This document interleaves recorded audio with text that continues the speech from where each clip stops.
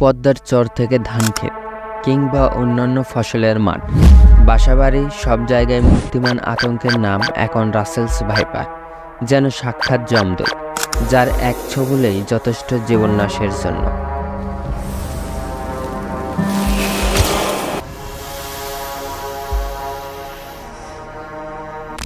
দিন দিন মৃত্যু তালিকায় বাড়িয়েই চলেছে বিষধর এই সাপ। গত 1.5 মাসে যেন গোটা দেশে আতঙ্ক সৃষ্টি করেছে এই সাপ। বাংলাদেশের বহু জেলার মানুষ মুখোমুখি হচ্ছে এই সাপে। সেই সাথে ঘটেছে রহরহ মৃত্যু। তথ্য বলছে অ্যান্টিভেনাম নেওয়ার পরও দংশনের 25 দিন পরও পর্যন্ত রোগীর মৃত্যু হতে পারে। তাই ভয়াবহ এই রাসেল ভাইপার সম্পর্কে এর শুরু থেকে শেষ পর্যন্ত জানব এলএম লিখনের আজকের এই নতুন পর্বে। আশা করব চ্যানেলটি অবশ্যই সাবস্ক্রাইব করতে ভুলবেন না। 1986 সালে ন্যাচারালিস্ট প্যাট্রিক রাসেল তার বইয়ে এই সাপের সর্বপ্রথম বিবরণ দেয়। তার নাম অনুসারে পরবর্তীতে নাম দেওয়া হয় রাসেলস ভাইপার।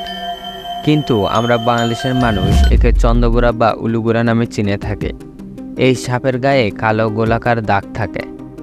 অনেকে এই সাপকে অজগরের সাথে গুলিয়ে ফেলে। এই সাপ দেখতে মোটাসোটা, ছোট ও সরু হয়ে থাকে। এই সাপ আবাসস্থল মূলত ভারত উপমহাদেশে। ভারত, শ্রীলঙ্কা, পাকিস্তান, বাংলাদেশ, নেপাল, ভুটান, থাইল্যান্ড, মায়ানমার রয়েছে এই সাপের ব্যাপক বিস্তৃতি। এতে বোঝা গেল চন্দ্রবোরা বা উলুগুরা বাংলাদেশের বিষধর সাপগুলোর মধ্যে একটি। বাংলাদেশে মোট 90 প্রজাতির সাপ রয়েছে। তার মধ্যে প্রায় 25 প্রজাতি রয়েছে বিষধর। আর এই 25 প্রজাতির মধ্যে চন্দ্রবোরা বা উলুগুরা রয়েছে 5ম নম্বরে, কিন্তু হিংস্রতার দিক থেকে রয়েছে 1 নম্বরে। সর্বপ্রথম 1962 সালে স্বাধীন বাংলাদেশের প্রাণীবিদ আলী রেজা খান চন্দ্রবোরা সাপের শনাক্ত করেন। সে সময় খুলনা বিভাগের বরন্দর অঞ্চল, পটুয়াখালী ও চট্টগ্রামে এ সাপ পাওয়া যেত। এক সময় রেকর্ড কমে যাওয়ায় বাংলাদেশ থেকে প্রায় বিলুপ্তই ঘোষণা করে দেওয়া হয়েছিল চন্দ্রবোরা বা উলুগুরা এই সাপকে। সম্প্রতি এর উপদ্রব যেভাবে বেড়েছে তা ক্ষতিকর। এই সাপ ছড়িয়ে পড়েছে প্রায় 28টি জেলাতে। বাংলায় চন্দ্রবোরা এই সাপ এতটাই তীব্র যে সেকেন্ডেরও 16 ভাগের 1 ভাগ সময়ে কামড়ে বিষ ঢালতে পারে। চোখের পলকে তীব্র বেগে ছোবল দেয় বলে মানুষ সহজে বুঝে উঠতে পারে না। আর এই জন্যই এই সাপকে এক প্রকার কিলিং মেশিনও বলা হয়ে থাকে। অন্যান্য সাপের মতে ছোবল দিয়ে পালিয়ে যায় না। কুণ্ডলি পাকিয়ে সাপটি নির্দিষ্ট স্থানেই বসে থাকে। এ সাপ ডিম না দিয়ে সরাসরি বাচ্চা জন্ম দেয়, তাই এদের বিস্তৃতির হারও বেশি। একটি স্ত্রী রাসেল ভাইপার 40 থেকে 80টি বাচ্চা দিয়ে থাকে। তাদের প্রধান খাবার হচ্ছে ইঁদুর, পোকামাকড়। আর এজন্যই ফসলের জমিতে বেশি পাওয়া যায় এই চন্দ্রবোরা বা উলুগুরা সাপ। অতিরিক্ত গরম থেকে বাঁচতে সাপ ছায়া ও অন্ধকারে আর্দ্রতা ও খাবার খোঁজে।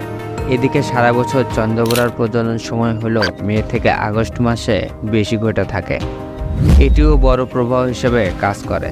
আর বর্ষা মৌসুমে এমনিতেই সাপের প্রজনন বেশি থাকে।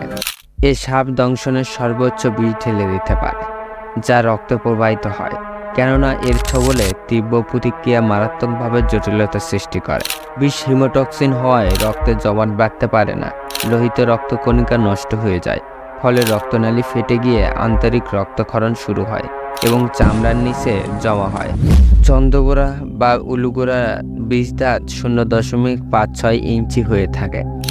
আর এর সবসময় মৃত্যু হওয়ার মতো বিষ নাও ঢেলে দিতে পারে, কিন্তু মৃত্যুদূতে স্বাগত জানায়। প্রচুর রক্তক্ষরণের পাশাপাশি কিডনি বিকল হয়ে পড়ে। প্রস্রাবে দেখা দেয় সমস্যা। দংশিত স্থানে ফুলে যাওয়া সহ প্রচণ্ড মাথা ব্যথা অনুভব, মাড়ি দিয়ে রক্ত পড়া এবং নাক দিয়ে রক্ত পড়ার মতো সমস্যা হয়ে থাকে। কফের সাথেও রক্ত বের হওয়ার সম্ভাবনা থাকে। তাই যত দ্রুত সম্ভব 100 মিনিটের মধ্যে অ্যান্টিভেনাম নিতে হবে। কিছু কিছু গবেষক 72 ঘন্টার মধ্যে অ্যান্টিভেনাম নেওয়ার পরামর্শ দিয়েছেন।